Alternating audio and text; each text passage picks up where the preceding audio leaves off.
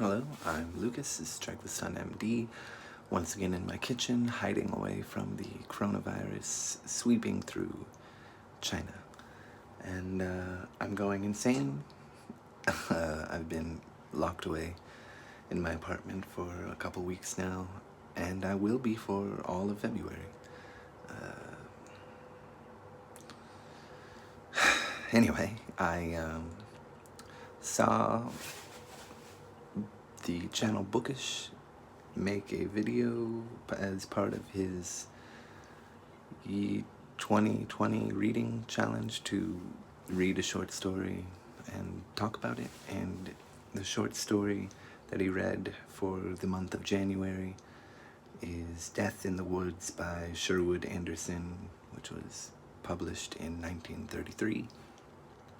And it tells a horribly tragic story about this woman who, as a young girl, was orphaned, potentially, or she was bound to this German farmer who was nasty, and his wife did not like her, and when he was away, she mistreated her, and when she was away, he mistreated her, probably in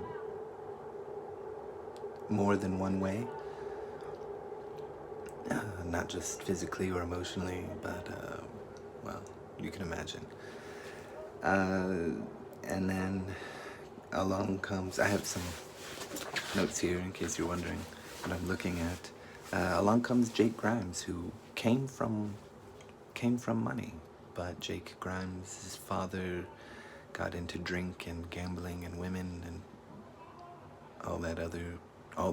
he got into a lot of vices, and mostly drink and women, and sort of spent it all, and then Jake spent the rest, and married this woman, took her away, and was domineering.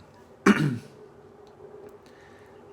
they lived in a small sort of shack, and I'm not really sure, but it's real snowy. My guess is the Northeast in America, maybe the Midwest. I might have totally missed that point, but in my head I feel like it's Pennsylvania. I don't know why. But anyway, she has the responsibility of taking care of everything, feeding the animals, including her husband, who acts like an animal to her. They have 2 kids, a boy and a girl. The girl does not survive childhood, and the boy becomes a young man and has one role model for masculinity, I suppose, being his father, who is a terrible example of masculinity because he's just like his father, and he's just not a good guy to his wife, and he treats her with no respect at all. Anyway, they happen to go off for a long time, and she has no money, so she has to take some chicken eggs to the store in town, or to the shop in town, so that she can get some feed and some dog meat and some just food to keep herself going and keep everything else going, and to feed her men if they get home. And after some discussion with the man in the shop and some trading, she gets her food and her supplies, and she goes to make her way back home, and as you can tell by the name of the story, she dies in the woods. She freezes to death, falls face first, or she falls down and freezes, unable to carry. And she's face first in the snow, and the dogs end up attacking her to eat the supplies, because even though they do get food, they do also have to fend for themselves and eat rabbits that they can find so that they can stay healthy and strong. Because this woman's life, she does everything she can to support the animals, support herself, support her men, and it breaks her essentially, and she dies.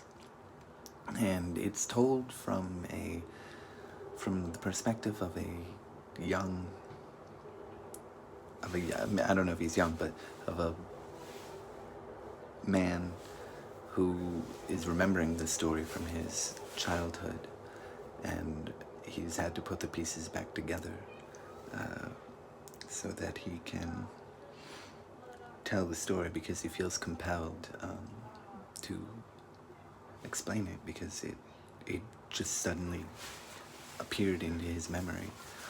And it is a great story in a way. It's about tragedy and sort of these figures who are essentially invisible because she had no friends and she had no one to talk to, really. And she was just made to be silent, and she died and barely anybody knew her or anything about her, really. She was sort of an invisible figure, and then she faces a horrible tragedy and dies, and it's a big public issue. But then life went on without her, just fine. And it's sort of harrowing, and it's a tragedy that the way some people, well, the way her life ends up being, even before her death, is just a horrible tragedy. How she dies is a horrible tragedy, and just everything about her existence was misery, and it's something that had to be put together based on a random flash of a memory. So it made me have this strange feeling of, like, I guess, the fleeting existence of my own life, which is not something that I need to think about with the coronavirus. It hasn't been very deadly, but we don't know how to counteract it at the moment. I mean, I'm taking all the precautions I can, but life is hard, I suppose. And yeah, it's a good story. I'll leave a link to it. I'll leave a link to the original video too, so you can watch his take. He does a much better job, Bookish does a much better job of explaining himself than I can do now. But yeah, please read it. Tell me what you think, and have a good day.